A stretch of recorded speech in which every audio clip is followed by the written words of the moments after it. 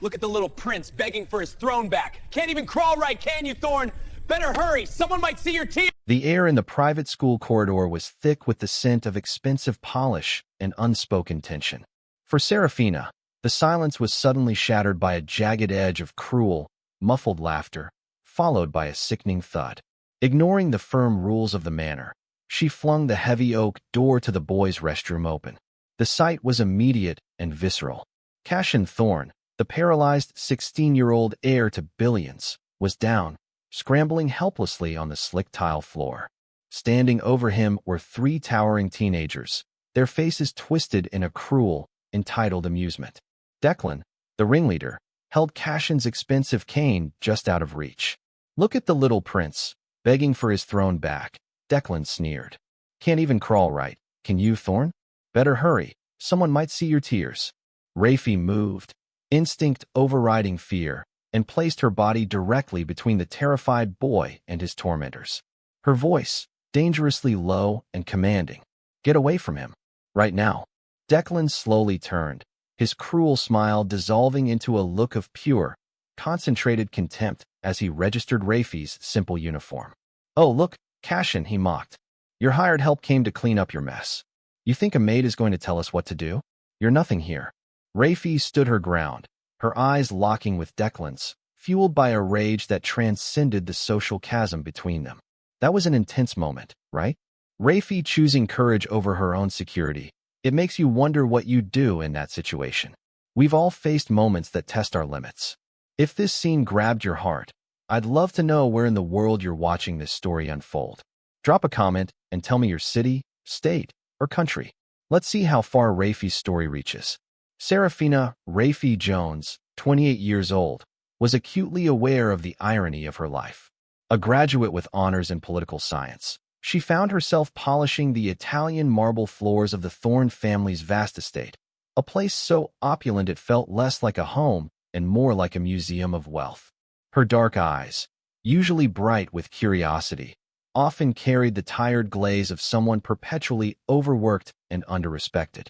Raphie's parents had sacrificed everything for her education, leaving her with a crippling six-figure student debt, the silent, invisible chain that bound her to this humiliating but high-paying job. She had promised herself this was temporary, a painful detour before she launched the career she actually wanted, advocating for marginalized communities like the one she grew up in. The main job, though, wasn't just cleaning. It was managing the comfort and silence of the house, which included occasionally driving the family's youngest child, Cassian Thorne, to his elite prep school. Cassian, 16, was the fragile heir, a brilliant young man confined to a wheelchair after an undisclosed accident years ago. He rarely spoke to Raphie, communicating mostly through curt nods and focused stares at his high-tech tablet. His silence was cold, a shield against the world, but Raphie sensed a deep, wounded intelligence behind his reserved demeanor. She felt an unspoken pity for him, a boy entombed by his father's wealth and his own disability. Today, that pity turned to white-hot rage, an emotion so intense it momentarily banished the fear of losing her job. She was waiting outside Cassian's private tutoring room to take him home, flipping through an economic journal she kept hidden in her cleaning cart, when she noticed the unusual silence. Cassian always took a few moments to transfer from the school chair to his personal one, a process he insisted on doing alone. Today, the time stretched too long. A nagging instinct, born of watching the cold interactions between Cassian and his peers, pulled Raphie away from her reading and toward the main hallway. She found his custom electric wheelchair parked right outside the boys' restroom, the powerful machine humming quietly, but Cassian was nowhere to be seen. A muffled, cruel sound drifted from inside the restroom, not a cry for help, but a sound of forced, painful laughter, quickly followed by a heavy thud. Raphie's heart hammered against her ribs. Ignoring the strict instruction of the Thorne family to never interfere with Cassian's school life, she pushed the heavy oak door open without knocking. The air in the pristine, empty restroom instantly chilled with tension. The extreme event was unfolding right before her eyes. Three older boys, their faces a nauseating mix of bored cruelty and entitlement, were standing over Cassian, who was still on the floor, having clearly been shoved while trying to reach the accessible stall. Cassian, silent and paralyzed by humiliation, was scrambling, desperately trying to pull himself back into his chair. One of the bullies, a monstrously large boy named Declan, held Cassian's expensive carbon fiber cane just out of reach, dangling it like a trophy. Another was kicking sand and dirt from his shoes toward Cassian's face. Raphie didn't hesitate. She dropped her journal and lunch bag and moved with the quick, fierce energy of a protector. Her voice, usually soft, cracked like a whip. "Get away from him. Right now." The force and unexpected authority in her voice made the three boys freeze, momentarily stunned by the sight of the maid in her simple uniform. Declan, recovering quickly, sneered. "Look, Cassian, your hired help came to change your diaper." Raphie ignored him, walking directly between the bullies and Cassian. She planted her feet wide, her hands clenched into fists, physically positioning her body as a barrier. The fear of being fired was completely eclipsed by the immediate, desperate need to protect the vulnerable boy behind her. Declan slowly took a menacing step toward Raphie, his eyes glinting with pure contempt, not just for interfering, but for who she was. "You think a maid is going to tell us what to do? You're nothing here." Raphie stood her ground, her gaze unyielding. The silence was deafening, loaded with the threat of immediate violence, and Raphie knew this confrontation would cost her dearly, whether she won the fight or not. If you are hooked on Raphie's courage and want to see how she handles the consequences, please like this video right now. Don't miss a single twist in this emotional story. Hit that subscribe button and turn on notifications. And if you know someone who loves a powerful, emotional drama about fighting back against injustice, please share this with them. Your support helps us tell more stories like Raphie's. Now, let's continue. The air was thick and poisonous, heavy with the stench of cheap cologne and teenage entitlement. Declan's threat hung suspended, but Raphie did not flinch. She had seen real anger before, growing up, and this was merely a pathetic imitation fueled by privilege. "I'm telling you once," Raphie repeated, her voice steady now. "Back off." Now, the intensity in her eyes must have registered, because Declan's two companions shifted nervously.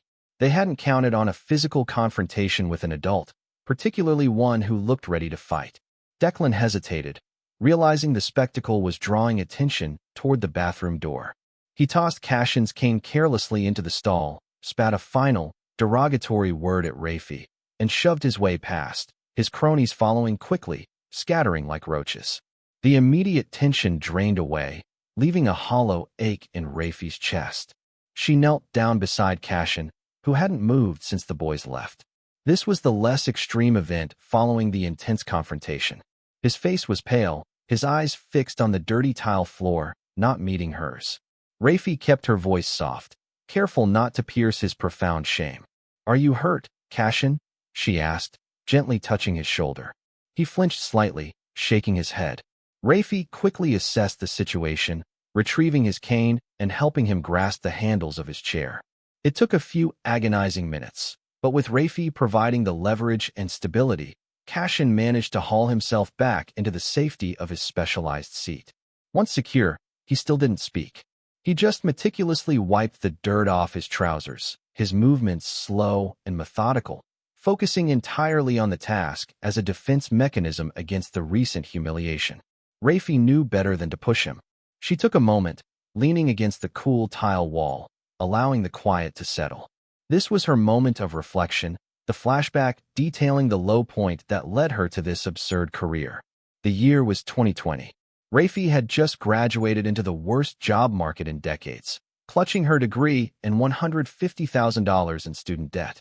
She had hoped to land a policy analyst role, something that would allow her to pay the monthly minimum and still help her grandmother, Alara, who was living in a beloved, aging assisted living facility. But the jobs never materialized, and the interest on her loans kept compounding, a silent, ravenous monster. The maid position at the Thorne estate, offered through a highly discreet, elite staffing agency, paid triple what she could make starting in her field. It was soul-crushing, yes, demanding total deference and invisibility, but it was the only thing that allowed her to send a large portion of money to Alara and service her debilitating debt. She swallowed her pride, traded her intellectual future for a uniform, and became Raphie Jones, the silent fixture of the Thorne family's excessive life. Just as Raphie reached for the door, ready to leave the painful memory and the humiliating scene behind, a figure appeared, blocking their exit. It wasn't one of the bullies, but Principal Sterling, a man whose polished suit and oily smile hid a spine of pure silk. He had clearly heard the commotion, or perhaps was alerted by Declan, and had come to manage the optics. Sterling did not look at Cassian. His intense, disapproving gaze was fixed solely on Raphie. He ushered them both out quickly, down an isolated corridor. "Ms. Jones," Sterling hissed, pulling her slightly aside so Cassian couldn't hear the full exchange. "I understand you are the Thorne family's domestic staff. While we appreciate your vigilance, you are in no capacity to intervene in school discipline. You jeopardize the safety of all students." He paused, leaning in conspiratorially, his breath smelling faintly of peppermint. "The Thorne family pays a substantial, confidential donation to this institution. Incidents of this nature must be handled discreetly. I suggest you minimize this event when speaking to Mr. Thorne. Do you understand? Interfering again could severely impact your employment." Sterling's threat was delivered with icy precision, aimed directly at Raphie's financial vulnerability. As they pulled out of the school lot in the Thorne's luxury SUV, Raphie looked in the rearview mirror. Cassian was finally looking at her, his eyes dark with something Raphie couldn't decipher. Was it gratitude, pity, or a shared understanding of how powerless they both were in this world? He raised one finger, pointing to his tablet, and then made a slicing motion across his own neck, clearly indicating to Raphie to not tell his father. The drive back to the Thorne Manor, a sprawling, modern fortress overlooking the Connecticut coastline, was silent and fraught. The school incident hung heavy in the air, a volatile charge Raphie knew would inevitably detonate. Cassian remained rigidly silent, his gaze locked on the passing, manicured landscapes, but Raphie could see the faint tremor in his hands gripping the joystick of his chair. She felt a profound sympathy for the boy, yet also a rising dread for herself. Principal Sterling's threat had been clear: speak up and lose everything. As they entered the grand foyer of the manor, a space dominated by a minimalist glass sculpture and indifferent wealth, the detonator was already waiting. Elias Thorne, the billionaire patriarch, stood by the staircase, a man whose presence was colder than the marble beneath Raphie's feet. Elias was in his late 50s, perfectly tailored, with a face that seemed incapable of genuine warmth. He was on a conference call, his voice a low, commanding rumble as he discussed global market fluctuations, oblivious to their arrival. This was the setup for the high-intensity event. Elias finally ended his call, his eyes immediately landing on Raphie and Cassian. His expression didn't change when he saw Cassian's distressed pallor. Instead, he leveled a glacial stare at Raphie. He had clearly already received a heavily sanitized version of the events from Principal Sterling. Without preamble, he dismissed Cassian to his room with a curt wave and beckoned Raphie into his immense private library, a room smelling of expensive leather and old money. "Ms. Jones," Elias began, placing both hands on his mahogany desk, his voice controlled and lethal. "I have been briefed on the altercation at the school. While I pay you handsomely to ensure the smooth, quiet running of my household, I do not pay you to engage in disruptive, low-class melodrama. You overstepped your bounds." He delivered the next line with staggering casualness. "Minimizing his son's trauma. Schoolyard skirmishes happen. Cassian needs to learn to navigate them. Your interference only drew unnecessary attention." The indifference was shocking, revealing a father who prioritized reputation over his son's well-being. He was dismissing the incident as if Raphie had spilled a glass of water, not rescued his child from torment. "Mr. Thorne," they pushed him out of his chair, Raphie said, her voice trembling despite her effort to maintain composure. They were kicking dirt on him. Elias merely shrugged, a tiny, dismissive movement that spoke volumes. "Unfortunate. Now, I suggest you take your remaining 3 days this week and rest. Consider this a temporary suspension, with pay, to reflect on appropriate boundaries. Do not mention this incident to anyone, especially not to Mrs. Thorne. Forget the incident or forget your job." He offered her a dismissive stare, the ultimate financial threat wrapped in a velvet glove of authority. Raphie retreated, her skin crawling with humiliation and rage. She knew she couldn't quit. Not yet. Not until she had enough saved for Alara's safety.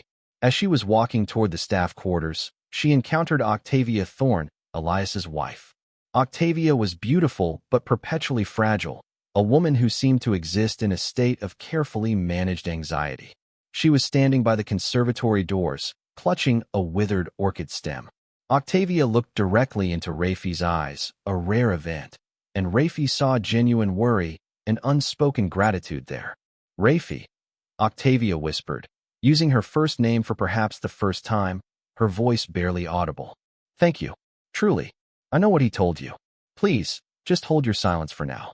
For Cassian, she pressed a folded, thick envelope into Raphie's hand before Raphie could object, slipping away quickly before anyone could witness the exchange.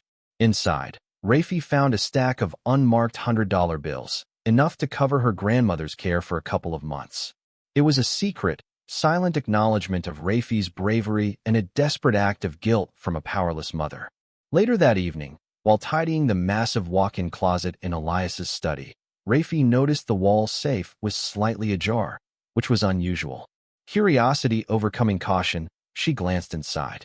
It was mostly filled with large investment portfolios and watches, but her eye caught a single, handwritten note sticking out from under a stack of papers. The note contained only 4 cryptic words, written in Elias's tight, aggressive script. "Clear the books." Alistair. This wasn't just a note about business. It felt sinister, hinting at a secret Elias was urgently trying to erase. The cryptic note, "Clear the books." Alistair, vibrated in Raphie's mind long after she had quietly shut the safe and left the library. The 3 days of forced suspension were not restful. Instead, they were filled with the cold weight of Elias Thorne's threat and the unsettling mystery of the note. She found herself obsessively reviewing her finances, calculating exactly how long she could survive without this job, concluding that the margin was terrifyingly thin. Her inability to openly fight for justice for Cassian, and now her fear of financial ruin, began to curdle into resentment. On the first morning of her suspension, Raphie decided to work in the detached staff cottage rather than staying completely idle. She was meticulously organizing the household supply inventory when she realized she was not alone in her work. Cassian's silence, once a barrier, began to feel like a subtle, pervasive form of communication. He had been quietly wheeling himself near the cottage, observing her, not speaking, but definitely watching. His scrutiny was intense, analytical, and unsettling, making her feel less like a maid and more like a specimen under a powerful microscope. He wasn't trying to engage in conversation, but rather, he seemed to be calculating her moves, assessing her resilience against his father's power. Raphie tried to engage him briefly, offering a gentle, "The weather's nice today, Cassian." He simply blinked, nodded once, and then, without looking away from her, pulled out his tablet and began typing furiously, completely absorbed in the complex code and figures flashing across the screen. It was a clear signal. He was focused on something much larger than small talk. She realized his focus wasn't personal interest, but a deep curiosity about anyone who dared defy his father.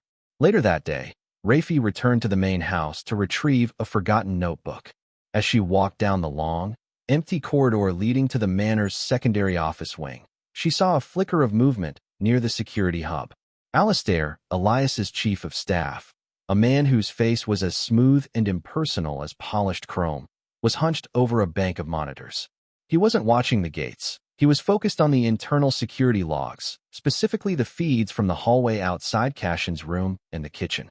Raphie quickly flattened herself into an alcove, her heart suddenly racing. Alistair wasn't just checking security, he was actively managing it. She saw him isolate a timestamp from the previous afternoon, right after the school incident, and then with a few clicks, delete the associated video file from the hallway camera.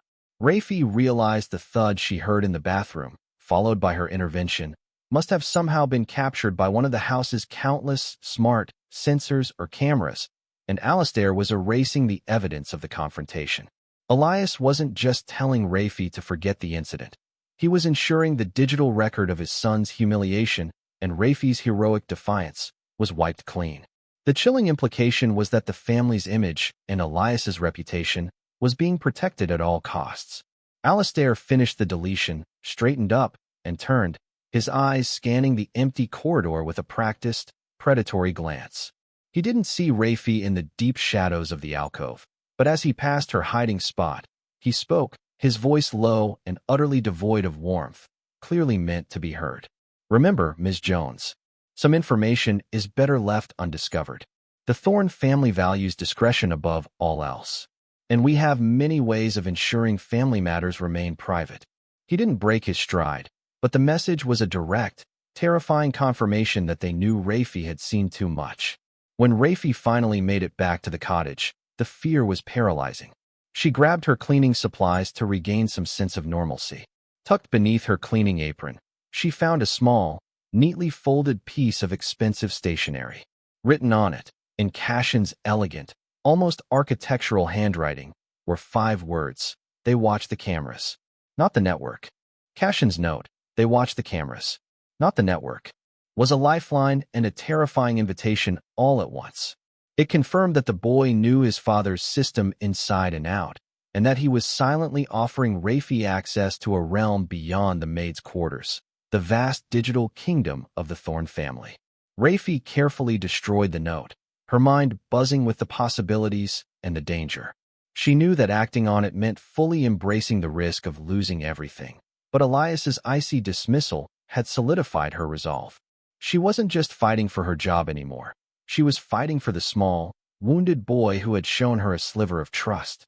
The very next day, the consequence of Raphie's bravery arrived, harsh and immediate.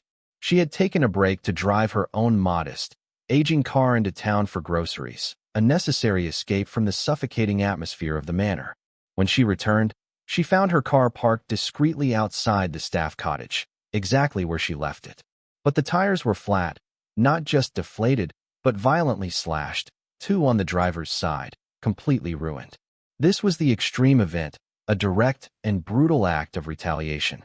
Raphie knelt down, the smell of burnt rubber acrid in the air. Taped haphazardly to her windshield, held on by cheap, bright yellow masking tape, was a crudely printed image of a maid, defaced with vicious black scribbles.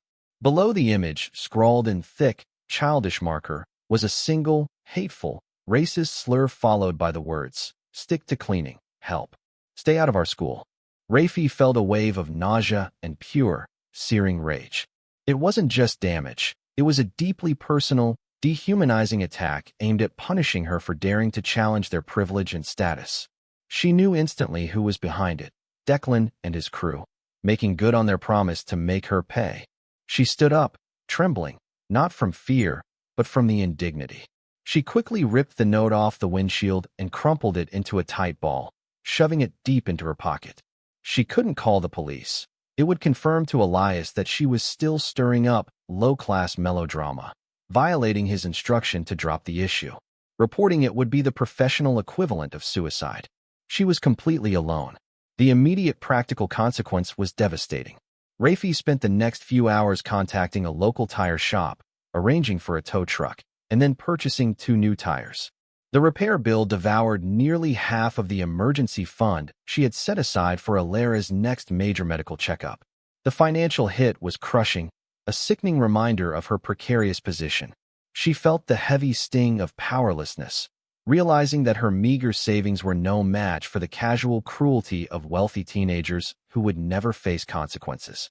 She spent the rest of the day hiding the incident from the rest of the staff, quietly shuffling her car around to the back of the cottage.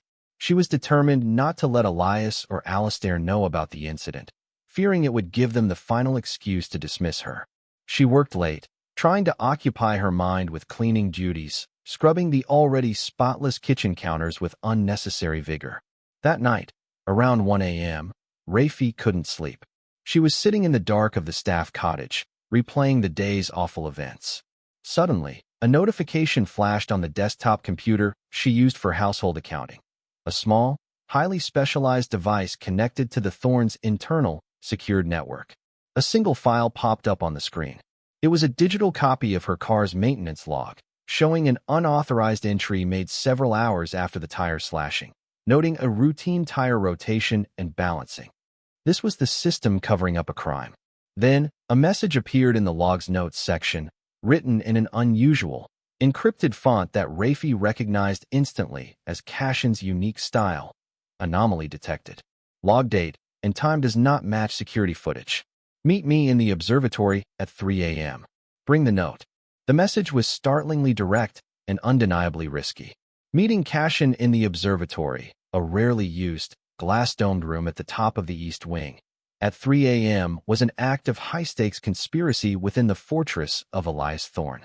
Raphie quickly changed into dark clothes and laced up her running shoes.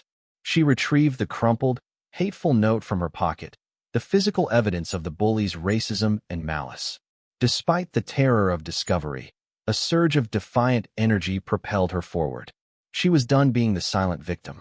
Navigating the manor at 3 a.m. was an exercise in extreme caution. The house was designed to look static, but Raphie knew the motion sensors, the pressure plates beneath rugs, and the heat detectors were constantly monitoring. She moved with the trained stealth of a longtime staff member, hugging the walls and avoiding the high-traffic areas, her movements guided by the faint sounds of the central air conditioning and the rhythmic tick of an antique grandfather clock. She found Cassian waiting in the observatory.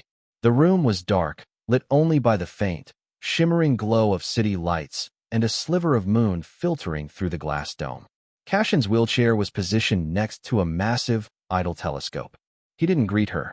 Instead, he immediately gestured to a large holographic projection he had activated on a retractable screen.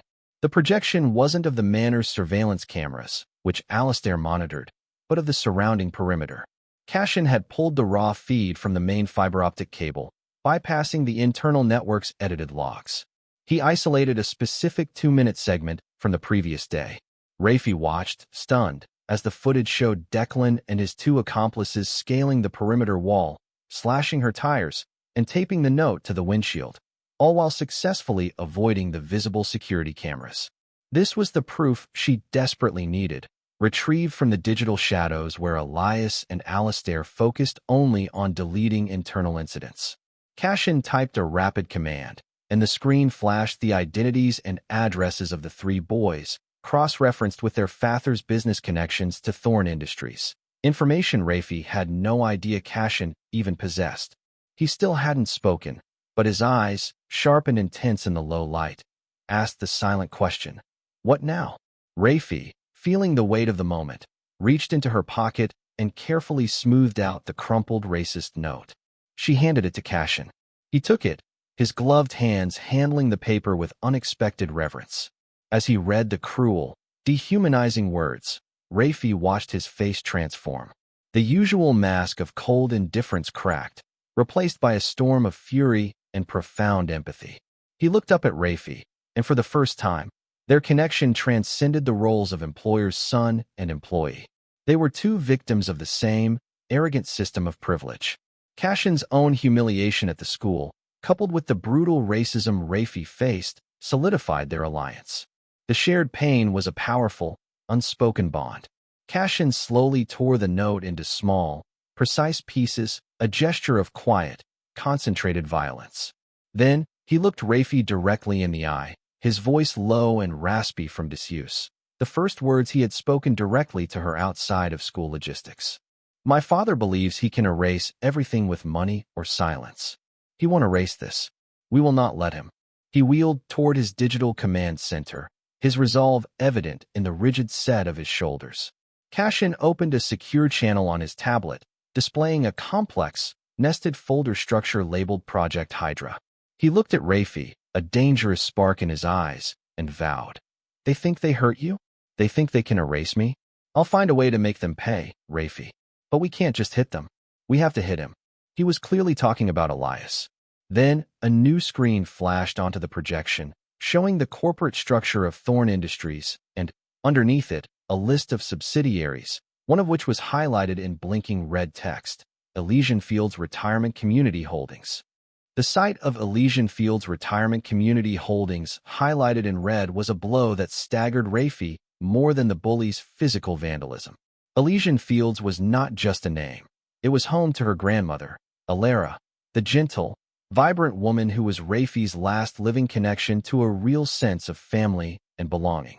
Alara loved her community, the friends, the gardens, the secure routine of her life in the aging facility. The fact that this subsidiary was connected to Elias Thorne immediately raised a terrifying suspicion in Raphie's heart. Cassian watched Raphie's face as she stared at the screen, recognizing the personal significance of the name. He rapidly executed a command, and the screen pulled up internal documents for the holdings. Raphie's worst fear was instantly confirmed. The document was a detailed corporate strategy titled Phase 2, Asset Liquidation and Redevelopment. Elias Thorne, through a deliberately opaque series of shell companies, was acquiring Elysian Fields with the plan to shut it down within 6 months, sell the valuable coastal land, and force the elderly residents to relocate. This was the devastating betrayal element, a cold, calculated move that targeted the one person Raphie cared for most. The elderly residents, many of whom had lived there for decades, were simply collateral damage in a real estate play. Raphie felt a sudden, dizzying sense of violation. Elias wasn't just a callous boss. He was actively threatening the security and peace of her grandmother's final years. Her rage, initially focused on the Bullies, now turned into a burning, white-hot hatred for Elias Thorne. He's going to close it, she whispered, the reality of Alara being uprooted hitting her with brutal force. Cassian quickly showed her his own notes. The acquisition was almost complete, and the final paperwork was due to be signed at the end of the week. Overwhelmed by the feeling of powerlessness against such colossal, indifferent greed, Raphie spent the next few hours frantically searching online databases and legal precedents from the staff cottage. She pulled up zoning laws, resident rights agreements, and environmental protection statutes. Every path she explored led to the same dead end. Elias Thorne's lawyers had anticipated every possible loophole. His scheme was financially airtight and legally compliant, designed specifically to crush any small-scale resistance. She was fighting a system built to protect the powerful, and her own legal training felt utterly useless against his limitless resources. The feeling was despairing. The immense weight of the system was pushing down on her. Later that evening, the reality of the threat was brought home in the most public and painful way. Raphie was serving the Thorne family dinner in the formal dining room, a rare instance where the entire immediate family was present. Elias was holding court at the head of the table, discussing business with Cassian, who was silently picking at his meal. Elias raised his wine glass, his voice booming with false magnanimity. He was completely oblivious to Raphie, who was standing right behind him, refilling his water glass. To new ventures, Elias declared, smiling coldly at Octavia. I've acquired the land parcel in Port Chester. That old Elysian Fields facility. Going to turn that dated nursing home into prime oceanfront condos. It's a gold mine. The old folks will be relocated with a small severance package. No mess, no fuss. He took a long, satisfied sip of wine. Raphie, frozen mid-motion, felt the wine glass in her hand begin to slip. The sound of Elias casually announcing the destruction of her grandmother's home while she served him was the most profound insult she had ever faced.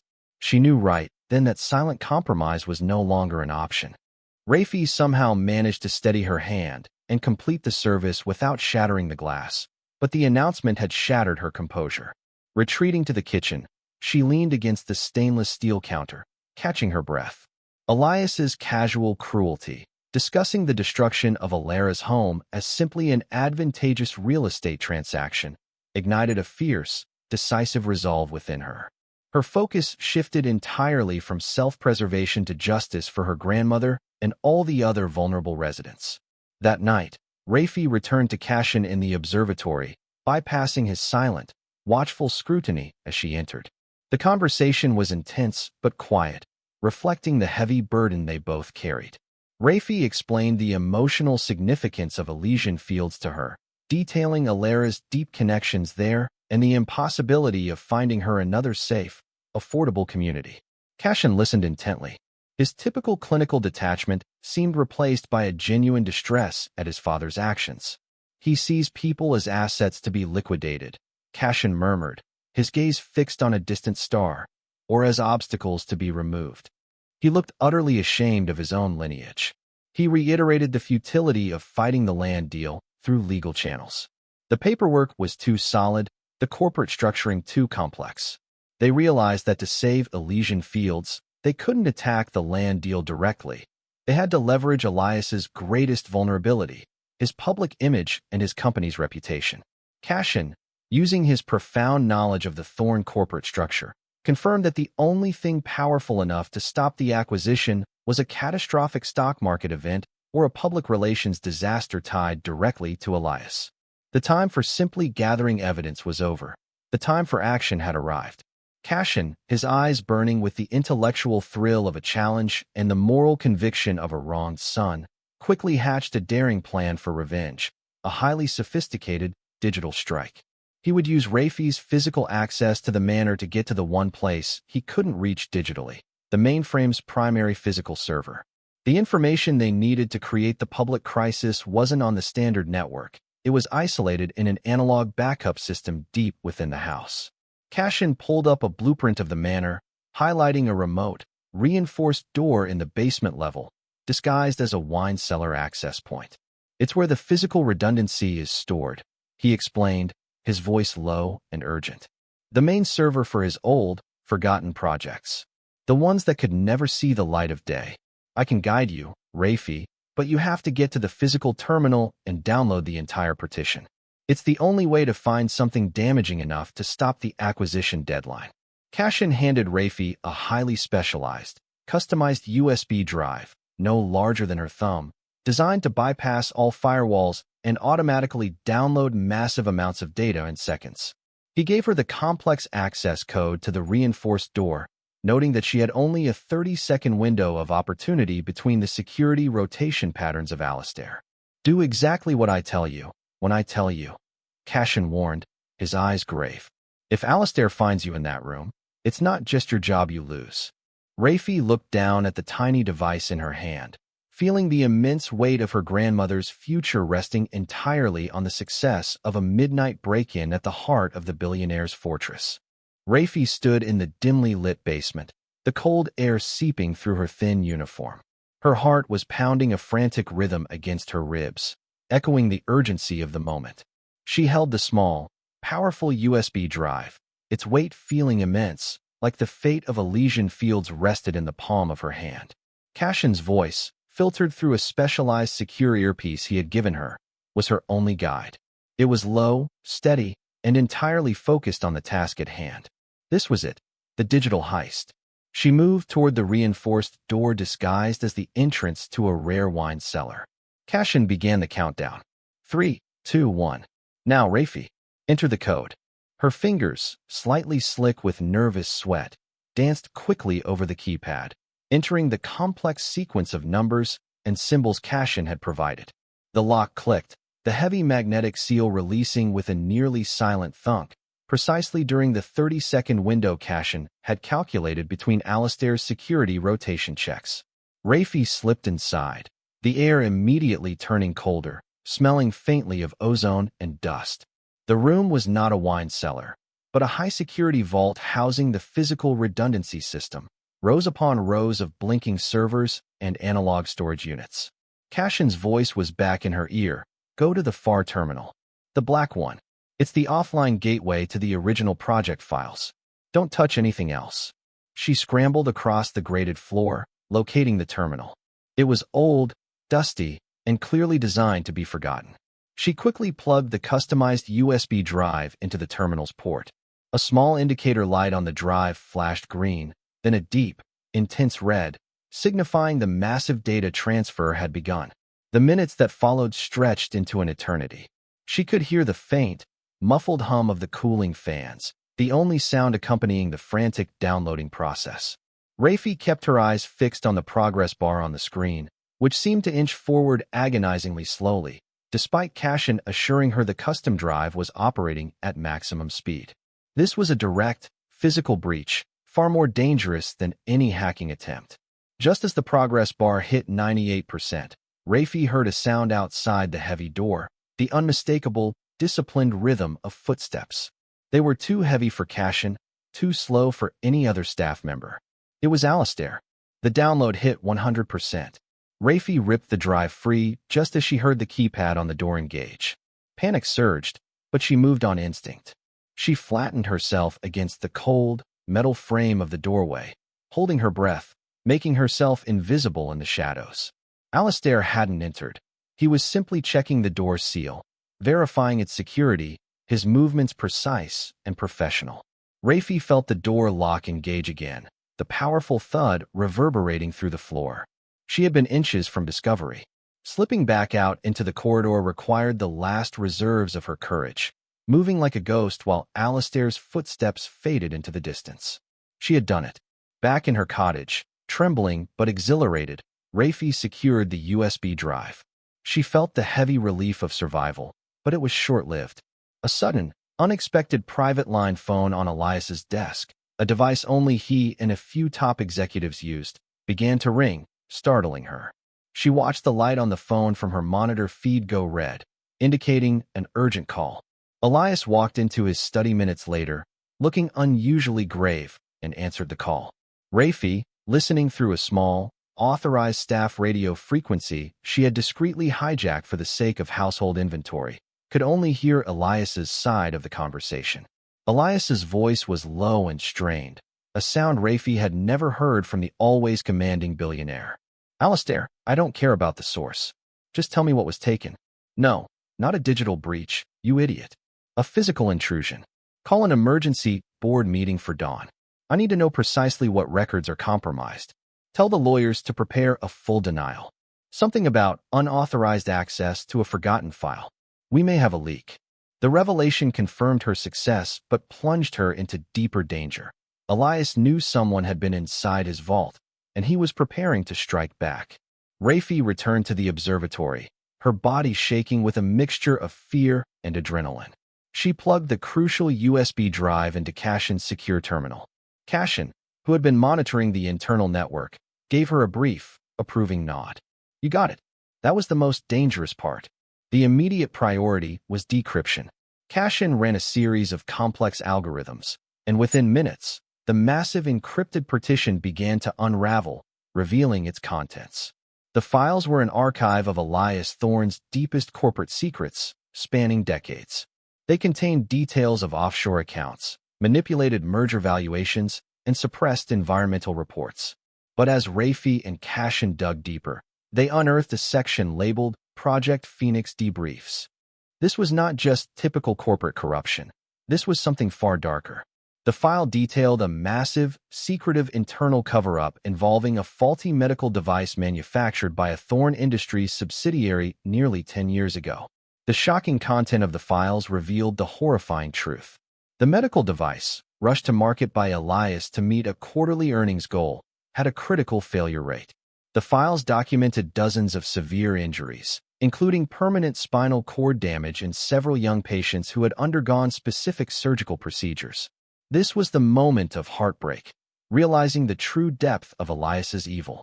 He had not only covered up the failure, but aggressively paid off the victims' families with ironclad non-disclosure agreements, NDAs, burying the entire scandal to protect his company's stock price.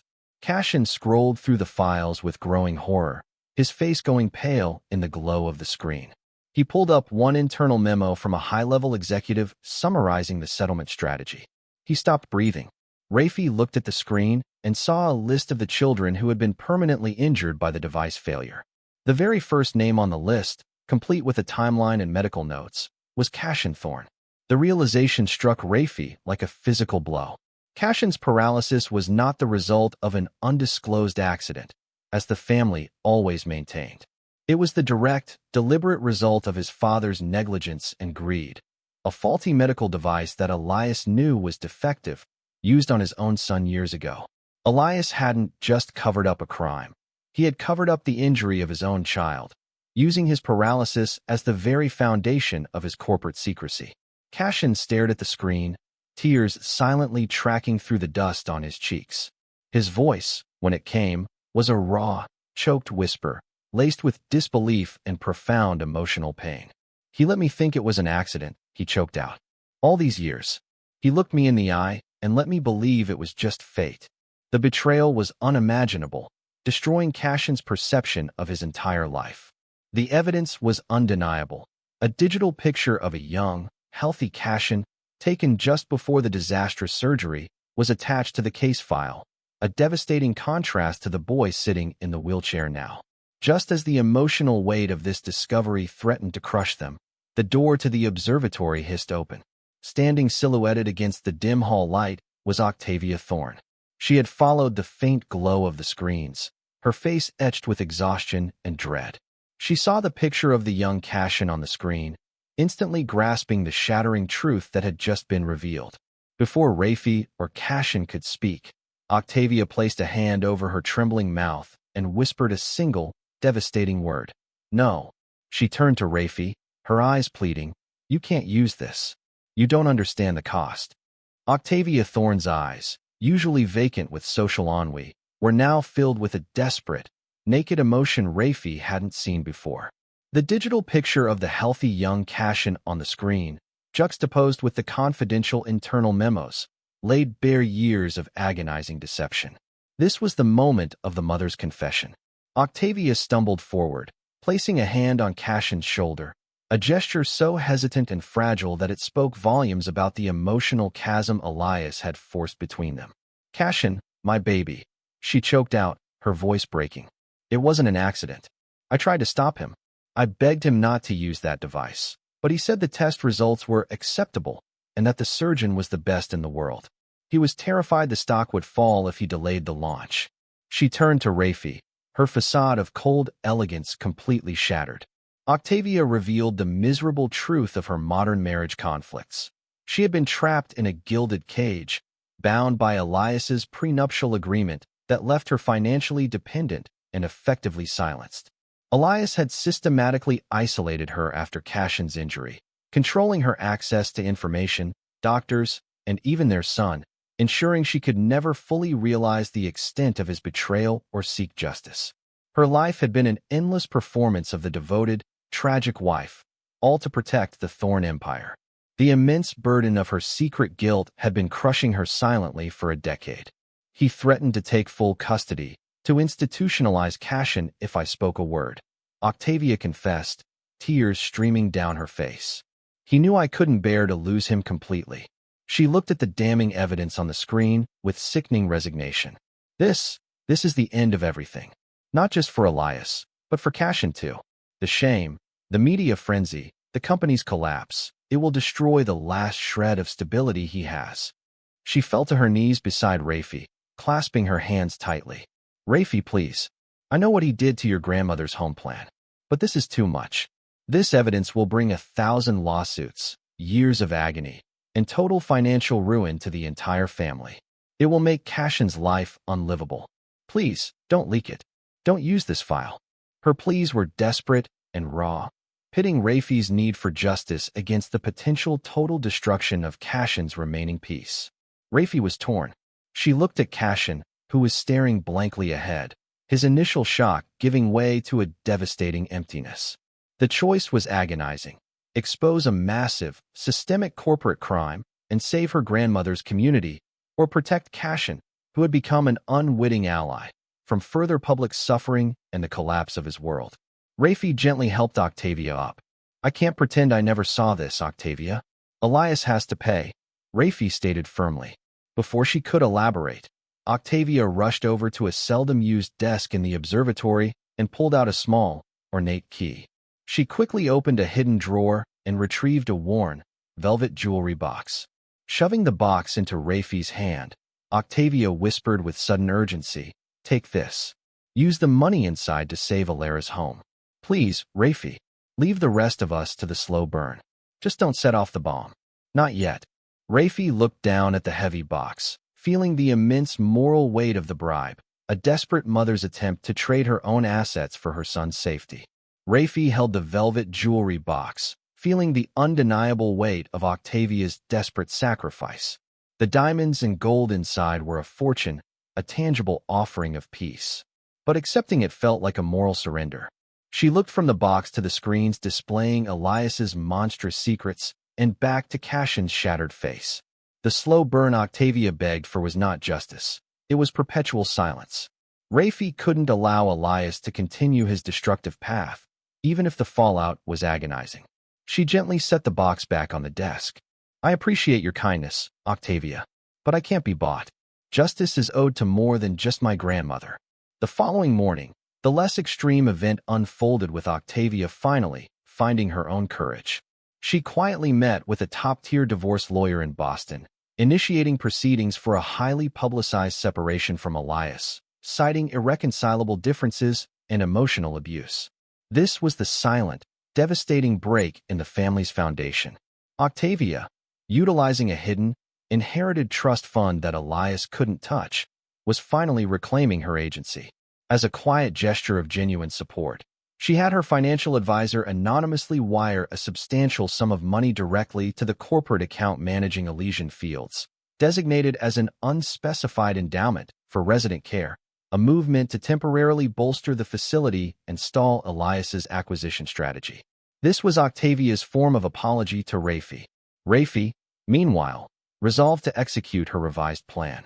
The corporate crime of the medical device was too devastating and complex to release immediately. It would simply get buried in litigation. Instead, she decided to use the threat of the file, combined with the evidence of Elias's callous land grab, to leverage him personally. She would trade silence on the worst secret for the safety of her grandmother's community. Raphie was preparing to execute her ultimatum when the terrifying consequence of their breach arrived. Elias, already reeling from the knowledge of a physical intrusion into his safe, had put his legal team into high gear. While Raphie was on her lunch break, a large, official envelope from a high-profile corporate law firm was slipped under the door of her staff cottage. It wasn't a firing notice. It was a formal, intimidating legal letter regarding her student loan debt. The letter stated that her original lender had been acquired by a private holding company, a company Raphie immediately recognized as being a shell corporation linked to Thorne Industries. The letter aggressively demanded the immediate, full repayment of her entire six-figure student loan balance within 72 hours, threatening legal action, asset seizure, and a disastrous public default if she failed to comply. This was the high-intensity event. Elias wasn't firing her. He was attempting to utterly cripple her financial future, demonstrating the depth of his malice and his power. Raphie stared at the letter, the paper shaking in her hands. The number was astronomical, utterly impossible to pay.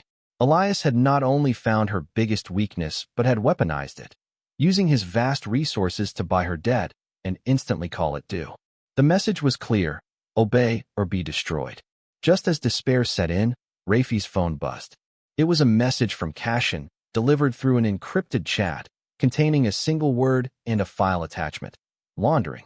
The file detailed Elias's private, illegal money movement through offshore accounts, a vulnerability even more immediate than the medical device cover-up, proving that Cassian was still actively fighting from within.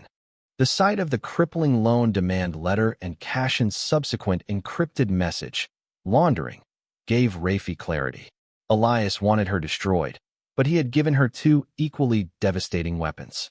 She carefully studied the money laundering file Cassian sent, proof of massive, illegal transfers disguised as legitimate offshore investments. This was far more immediate and politically toxic than the decade-old medical device scandal. It gave her the leverage she needed. Raphie requested a private meeting with Elias, stating she had urgent, confidential information regarding the school incident that could prevent future liabilities. He granted it instantly, expecting her to grovel, perhaps even beg him to drop the debt demand in exchange for silence. She walked into Elias's expansive study later that afternoon, dressed in her immaculate, albeit simple, Maid uniform, which now felt like a uniform of defiance. Elias sat behind his enormous desk, radiating cold arrogance, a predatory smile playing on his lips. This was the moment of the ultimatum. Raphie did not mention the debt. She placed the USB drive containing the Project Phoenix files gently on the edge of his desk. "Mr. Thorne," she began, her voice calm and strong, stripped of any deference. "I know about the faulty medical device that paralyzed your son and many others. I know how you covered it up. And I know about the offshore accounts and the money laundering documented in your 2018 portfolio, which I believe the IRS would find very interesting." Elias's face went white, the blood draining from his features instantly. His initial calculation vanished, replaced by a pure, raw fear Raphie had never expected to see. He lunged across the desk, snatching the USB drive and clutching it like a grenade. How dare you? You have committed corporate espionage, trespass, theft. You will never work again. I will see you imprisoned, Jones. Raphie stood her ground, remaining perfectly still. You can try, Mr. Thorne. But before you call your lawyers, you should know that a copy of both files is already in a secure, encrypted location. A location that is automatically programmed to release all information to 3 major news agencies and federal authorities if I fail to check in with the primary contact in 48 hours. This was a bluff, but the technology was so plausible given Cassian's skills that Elias believed it instantly. Elias slowly sank back into his chair, his rage curdling into calculation. He tried a new tactic. He leaned forward, his voice dropping to a seductive, dangerous whisper. Ms. Jones, you're a smart woman. Let's talk about value. How much to make this all disappear? You want justice for the nursing home? I'll drop the acquisition. I'll pay off your college debt immediately. And I'll set you up with a trust, a substantial, tax-free annual income, a permanent pension for life. You can retire right now, travel the world, and never worry about anything again. Raphie met his gaze steadily, refusing the glittering lure of his money. I came here for one thing, Mr. Thorne, not for a bribe. You will immediately, publicly, and irrevocably drop the acquisition of Elysian Fields. You will release a statement citing ethical concerns and fund a $5 million endowment for the facility's maintenance. She paused, delivering the final, crushing blow. And you will call off your lawyers regarding my student loans. Elias's hand slammed down on the desk, his eyes burning with fury and indignation. You walk away from a fortune for a dilapidated old people's home? You're an idiot. He stood up, pacing the room like a caged beast. Fine. I agree. The nursing home is yours. I will sign the release in the morning. But the rest of the file stays buried. And my financial generosity will cease the moment you breathe a word of this to anyone. Now get out. He was defeated but not repentant. Raphie walked out, knowing she had won the battle, but she saw the cold, deep malice in his eyes as she left. She knew Elias was already planning his inevitable revenge. Raphie had refused the bribe, telling him, "My integrity is not for sale." Raphie walked away from the study, her head held high, the victory feeling cold and hollow. She had saved Elysian Fields, but she had earned the undying enmity of a man who possessed unlimited resources and zero conscience. The moment the study door clicked shut behind her, she knew Elias would renege on the deal the first chance he got. She quickly communicated the outcome to Cassian via their encrypted chat. Elias had conceded the nursing home, but retained the USB drive and his secret. Over the next 2 days, Elias made a public show of his defeat regarding the nursing home, releasing a cold, legalistic statement canceling the acquisition and announcing a legacy gift to the facility. Raphie felt a cautious optimism, thinking perhaps she had finally neutralized the threat. She focused on her work, maintaining a professional distance, observing the strained silence between Elias and Octavia, who was now permanently moving out of the main bedroom. Cassian, meanwhile, was working furiously on his tablet, his silence heavier than usual as he processed the truth about his parentage. Elias, however, was merely buying time. He had agreed to Raphie's terms to prevent the immediate release of the damaging files, but he was determined to find the flaw in her bluff, the primary contact who held the encryption key.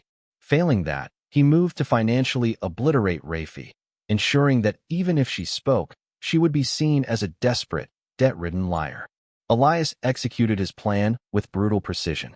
He ordered lstory to deploy a team of corporate investigators to dig into Raphie's past. They found nothing actionable except the overwhelming student loan debt. Since Elias already controlled the debt-holding shell company, he activated his plan for financial revenge. The holding company filed aggressive legal paperwork to bypass the 72-hour grace period and accelerate the repayment demand, using the full weight of his legal team to make the process immediate and non-negotiable. Raphie was working in the kitchen when a registered courier arrived, demanding her signature. The document was a writ of execution, stating that due to the failure to meet the 72-hour demand in the previous letter, her debt was now officially in default.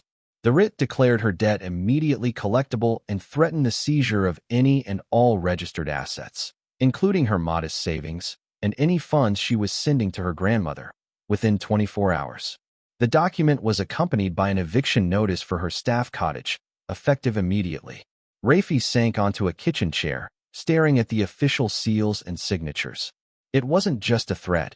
It was a legal certainty that would obliterate her life and leave her grandmother vulnerable. Elias hadn't just demanded repayment. He was actively destroying her life to teach her a lesson in power.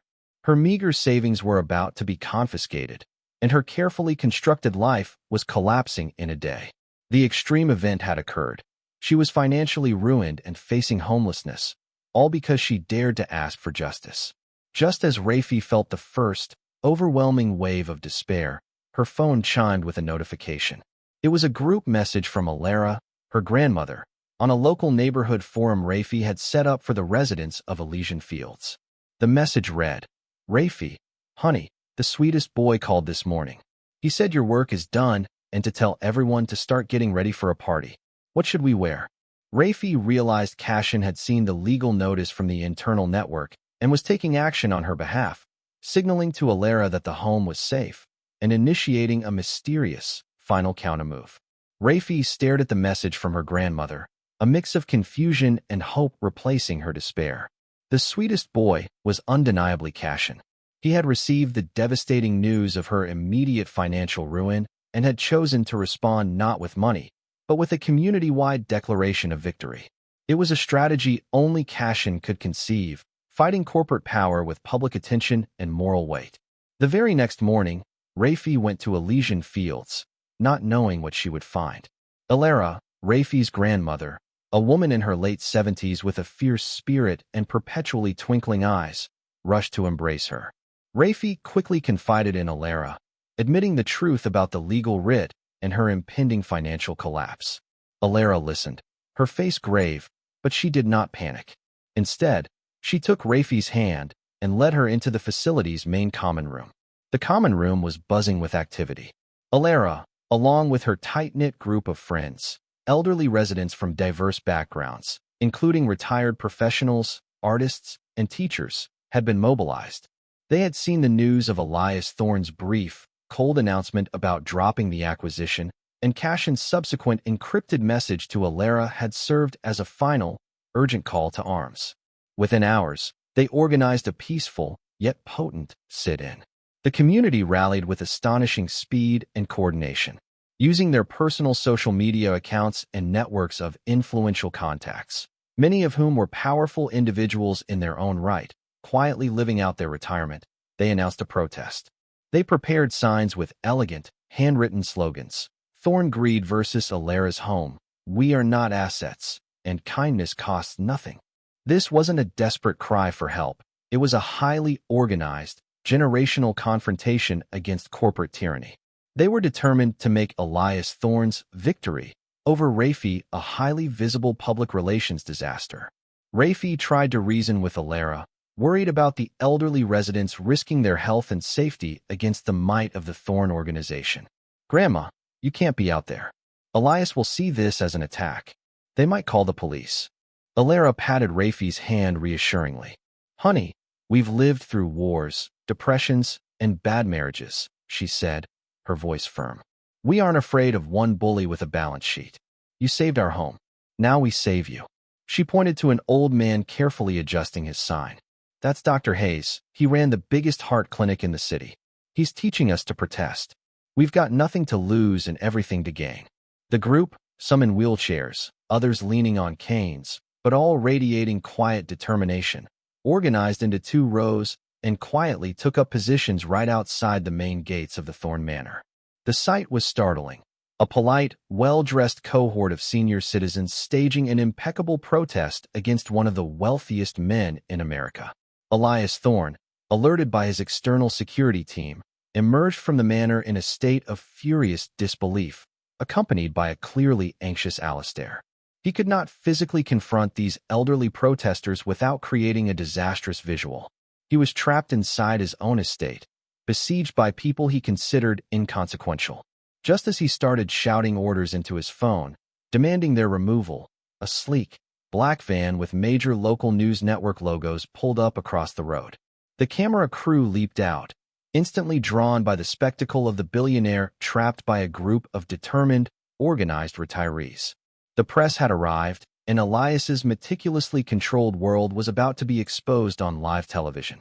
The arrival of the news cameras was the seismic shock Elias Thorne had desperately tried to prevent.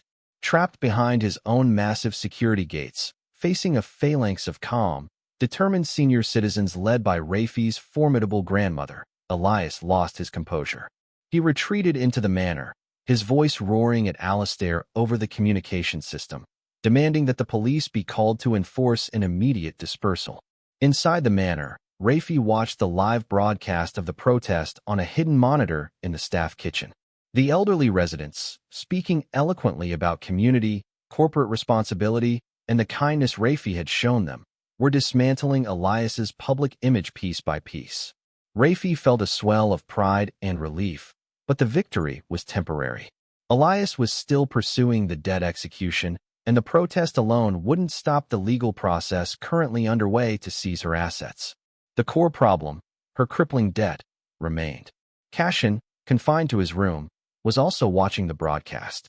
He saw his father's defeat and Raphie's despair through his encrypted link to her phone. He realized that Raphie's choice, refusing the bribe and protecting the community, had cost her everything personal. He also knew his father's next move would be a final, brutal retaliation against Raphie to send a message to anyone who dared cross him. The crisis required a nuclear option, something that wouldn't just hurt Elias but would dismantle his power structure entirely. Cassian, finding a sudden, decisive surge of agency and voice, activated a highly protected, analog communication device, an old, encrypted satellite phone Elias used only for deep-cover business deals with foreign entities. Using the codes he had long memorized, Cassian bypassed the manor's entire communication system. He dialed a single number, the private line of Senator Malcolm Vance, a powerful politician known for his anti-corruption stance and who was a silent, longtime business rival of Elias. In a low, steady voice that belied his age and physical limitations, Cassian narrated the entire story. He didn't just mention the money laundering or the nursing home.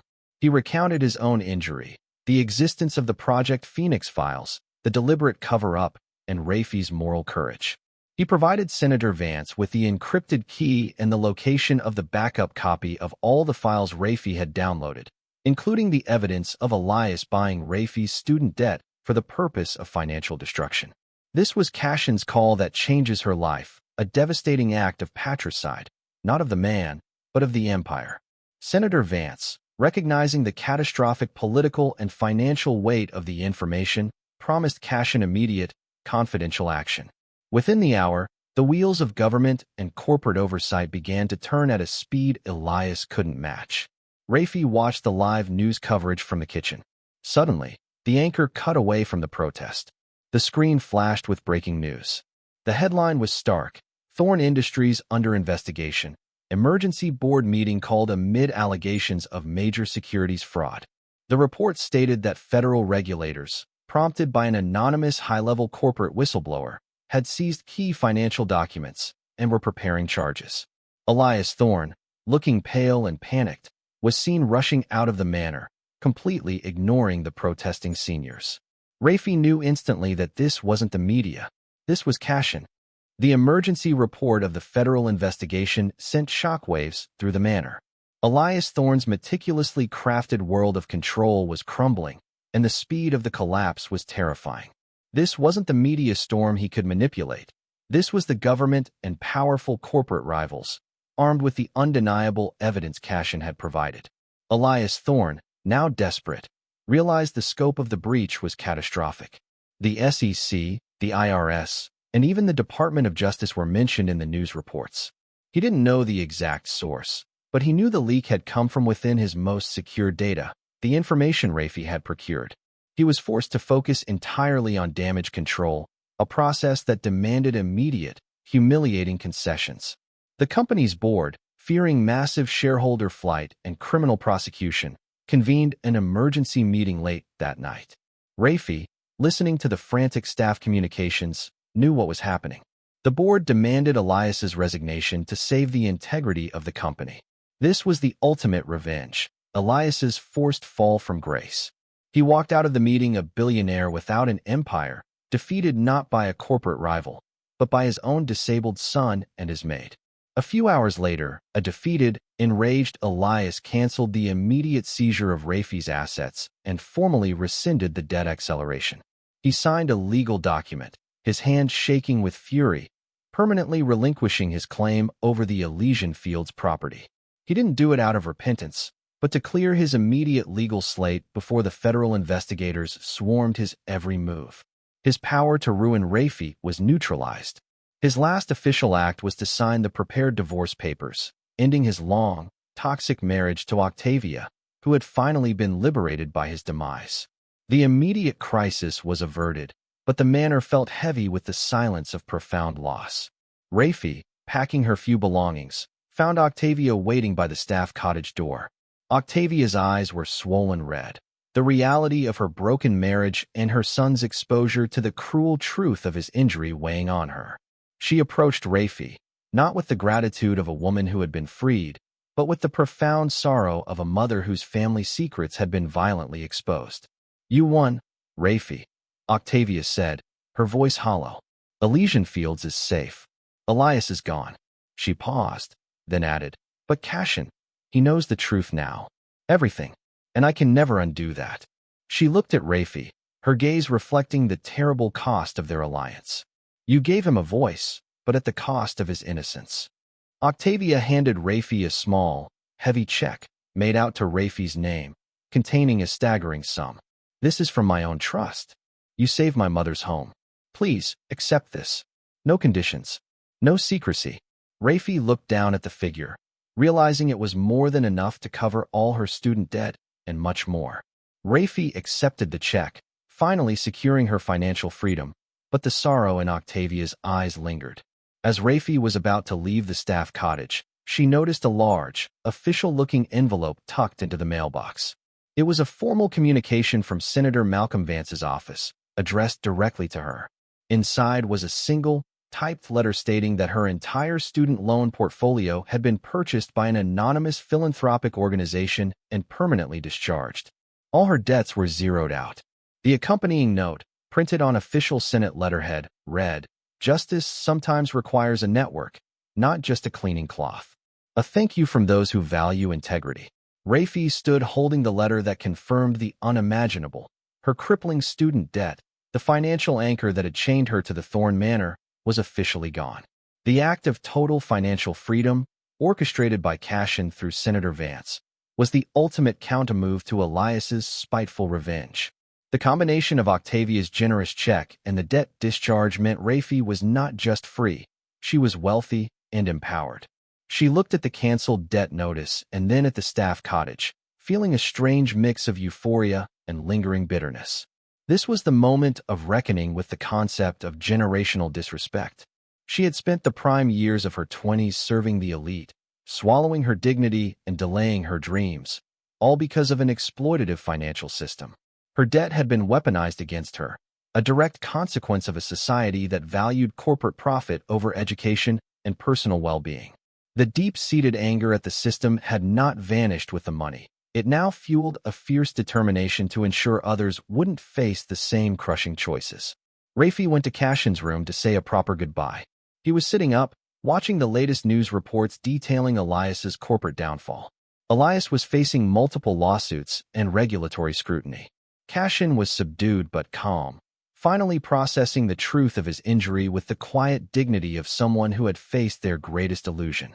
He explained to Raphie that he and his mother were moving temporarily to Octavia's secluded family property in the Pacific Northwest, away from the media circus and his father's toxic influence. He was going to finally receive the psychological and physical support he needed, allowing him to regain some normalcy. As Raphie prepared to leave the manor for the last time, she realized she couldn't simply walk away. She had a purpose now, forged in the fires of the Thorne's secrets. She decided to use her experience, her knowledge of corporate malfeasance, and her sudden financial security to launch the career she had always wanted, advocating for the vulnerable. She would use the money not for retirement, but for empowerment. Raphie sat down and penned a formal resignation letter. She detailed the extreme events she had witnessed and the calculated cruelty of Elias Thorne. She then outlined her new mission, a foundation dedicated to fighting exploitative land deals and providing legal support to communities like Elysian Fields. She was trading her broom for a gavel, her maid's uniform for an activist's platform. Raphie dropped her resignation letter on Alistair's desk and walked back to the staff cottage. Just as she was loading the last box of her belongings into a taxi, her phone chimed. It was an encrypted text message, clearly from Cassian's network, containing a detailed, professional-looking document. It wasn't a thank you note or a goodbye. It was a formal, legally drawn-up document for the CEO position of a newly incorporated nonprofit foundation focused on land rights and affordable housing. The foundation was fully funded, legally sound, and ready to launch, with a note attached that simply read, "Start building your dream, Raphie. I've already handled the legal structure. The first project, securing Elysian Fields forever." The emergency report of the federal investigation sent shockwaves through the manor. Elias Thorne's meticulously crafted world of control was crumbling, and the speed of the collapse was terrifying. This wasn't the media storm he could manipulate. This was the government and powerful corporate rivals, armed with the undeniable evidence Cassian had provided. Elias Thorne, now desperate, realized the scope of the breach was catastrophic. The SEC, the IRS, and even the Department of Justice were mentioned in the news reports. He didn't know the exact source, but he knew the leak had come from within his most secure data, the information Raphie had procured. He was forced to focus entirely on damage control, a process that demanded immediate, humiliating concessions. The company's board, fearing massive shareholder flight and criminal prosecution, convened an emergency meeting late that night. Raphie, listening to the frantic staff communications, knew what was happening. The board demanded Elias's resignation to save the integrity of the company. This was the ultimate revenge, Elias's forced fall from grace. He walked out of the meeting a billionaire without an empire, defeated not by a corporate rival, but by his own disabled son and his maid. A few hours later, a defeated, enraged Elias canceled the immediate seizure of Raphie's assets and formally rescinded the debt acceleration. He signed a legal document, his hand shaking with fury, permanently relinquishing his claim over the Elysian Fields property. He didn't do it out of repentance, but to clear his immediate legal slate before the federal investigators swarmed his every move. His power to ruin Raphie was neutralized. His last official act was to sign the prepared divorce papers, ending his long, toxic marriage to Octavia, who had finally been liberated by his demise. The immediate crisis was averted, but the manor felt heavy with the silence of profound loss. Raphie, packing her few belongings, found Octavia waiting by the staff cottage door. Octavia's eyes were swollen red, the reality of her broken marriage and her son's exposure to the cruel truth of his injury weighing on her. She approached Raphie, not with the gratitude of a woman who had been freed, but with the profound sorrow of a mother whose family secrets had been violently exposed. "You won, Raphie," Octavia said, her voice hollow. "Elysian Fields is safe. Elias is gone." She paused, then added, "But Cassian, he knows the truth now. Everything. And I can never undo that." She looked at Raphie, her gaze reflecting the terrible cost of their alliance. "You gave him a voice, but at the cost of his innocence." Octavia handed Raphie a small, heavy check, made out to Raphie's name, containing a staggering sum. "This is from my own trust. You saved my mother's home. Please, accept this. No conditions. No secrecy." Raphie looked down at the figure, realizing it was more than enough to cover all her student debt and much more. Raphie accepted the check, finally securing her financial freedom, but the sorrow in Octavia's eyes lingered. As Raphie was about to leave the staff cottage, she noticed a large, official-looking envelope tucked into the mailbox. It was a formal communication from Senator Malcolm Vance's office, addressed directly to her.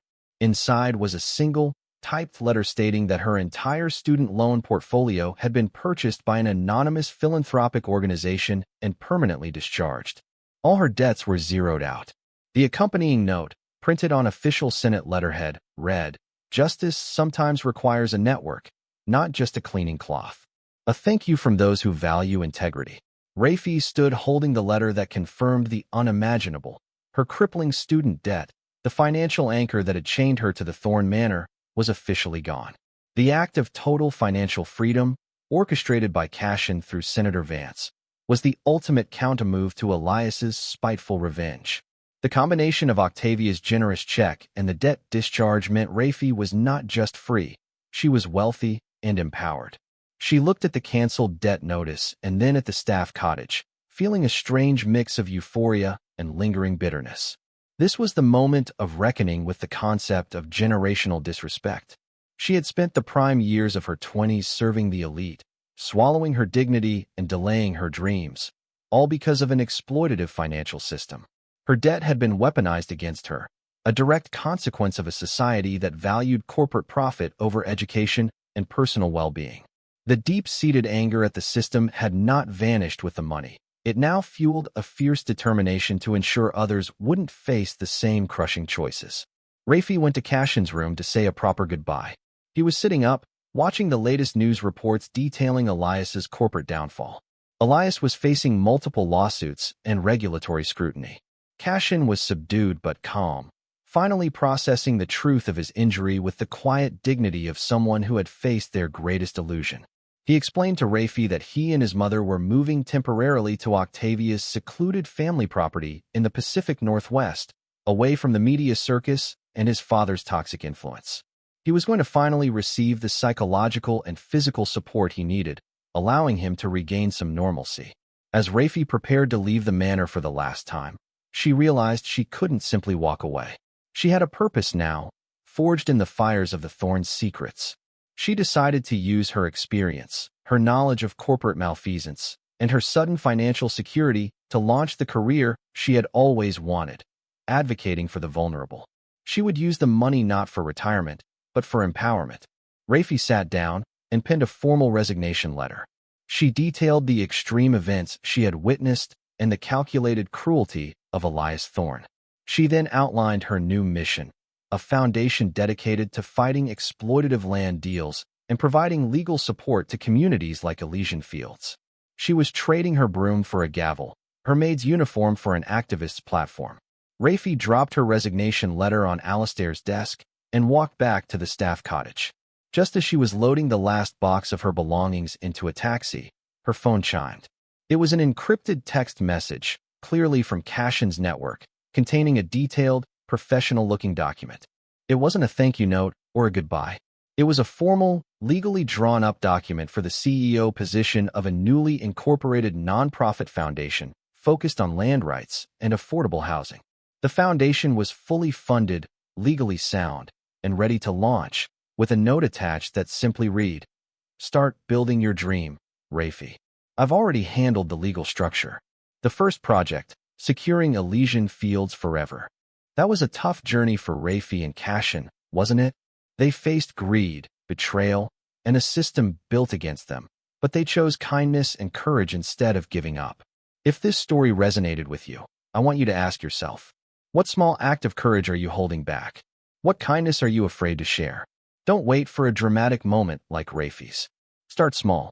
If you believe that good people deserve to win, hit the like button and share this video with someone who needs to be reminded that integrity is the ultimate power. And if you want to be the first to hear the stories we're telling about real-life heroes who fight for justice, subscribe and turn on notifications. Let me know in the comments below, what was the one moment Raphie's courage inspired you the most? We read every comment.